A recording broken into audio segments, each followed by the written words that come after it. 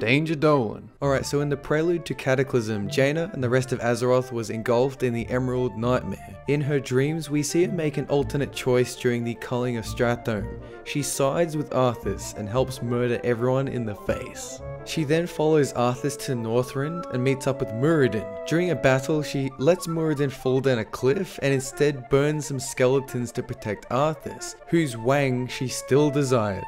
She warns Arthas that the blade Frostmourne is cursed, and at the last second, Mal'Ganis pops out of a goddamn bush and attacks.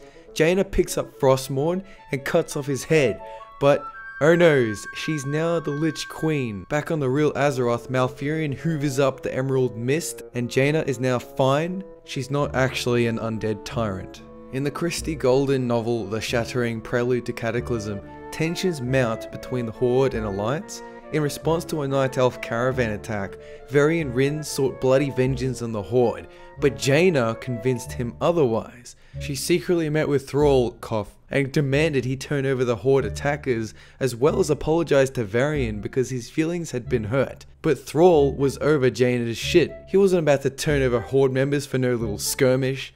Jaina hoped he would change his mind. Although this was around the time Thrall passed Garrosh raid leads, so those hopes went down the toilet extremely fast. She gave Anduin a Hearthstone and said he could visit her tower anytime, since his father Varian was being a dickface. Anduin even called her Auntie Jaina. No. She also provided sanctuary to Bane Bloodhoof after the Grim Toten matriarch Magatha orchestrated the murder of his father Cain. Bane was impressed by Anduin and Jaina's friendship, and he was grateful when Jaina secretly funneled Theramore gold to his rebellion. In the meantime, Jaina visited the Elemental Unrest meeting, she attended a funeral for Magni Bronzebeard, she visited Malfurion and Tyrunda's wedding, and also Thrall and Agra's wedding. I only mention this because she was there. She had no impact on these events, she had no influence, but well, she was standing within 100 yards of these things while they happened, and I figure I should mention them. And now the following comes from Christie Golden's novel Tides of War, and this is where things get incredibly interesting. In her last attempt at diplomacy between the Alliance and Horde, Jaina met with Thrall at Tidefury Cove to try and convince him that Garrosh was a useless pile of crap of a war chief. However, since Thrall was now married to Agra, it would look suspicious if he kept meeting with Jaina over diplomatic relations, so he ditched her.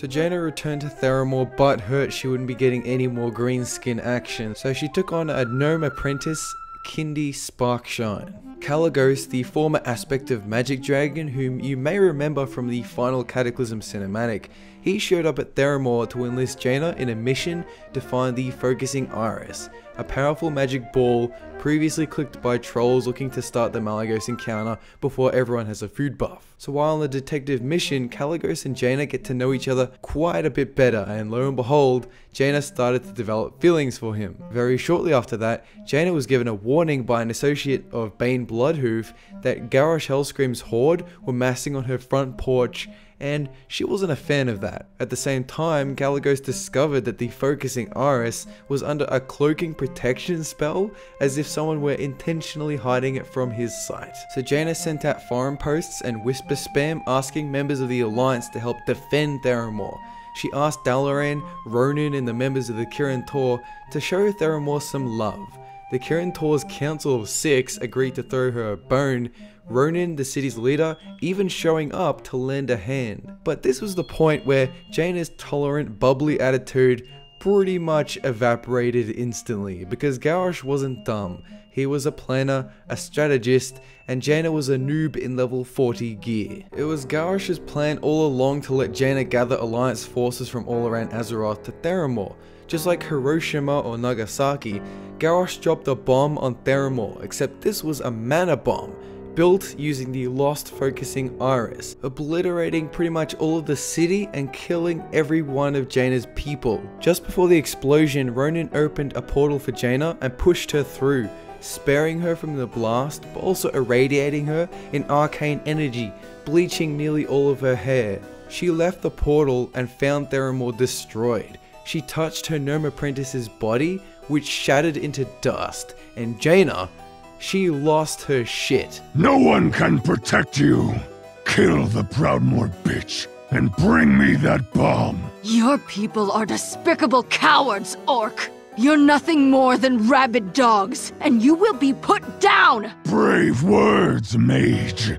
I'll spit in your face when you beg for mercy. You spit on mercy?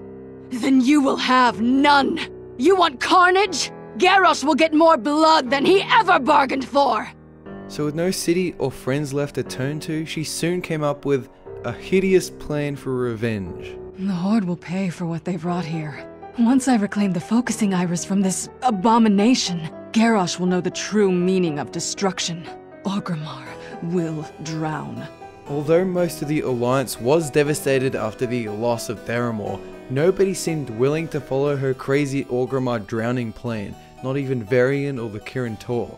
So she stepped up to the plate, using a magic book from Dalaran to summon 8 quadrillion water elementals to wash over Orgrimmar and drown the people. Thrall arrived to say, "Damn girl, you crazy."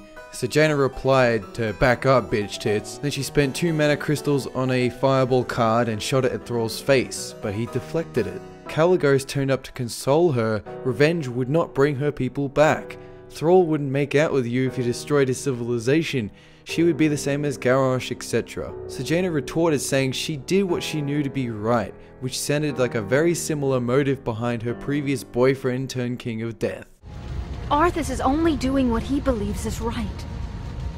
Commendable as that may be, his passions will be his undoing. Once she realized this fact, she withdrew her attack, sparing both Thrall and Orgrimmar, but basically ending their friends with benefits relationship forever. So following this, Jaina used the focusing iris and its water elementals to help an Alliance fleet survive a Horde attack. And she even realized that had she gone through with her Orgrimmar attack, all of the Alliance sailors would have been killed too. Kalecgos took her back to Theramore for closure. She sobbed for a while, he offered her a place at Dalaran, then they made out, beginning a relationship that continues to this day.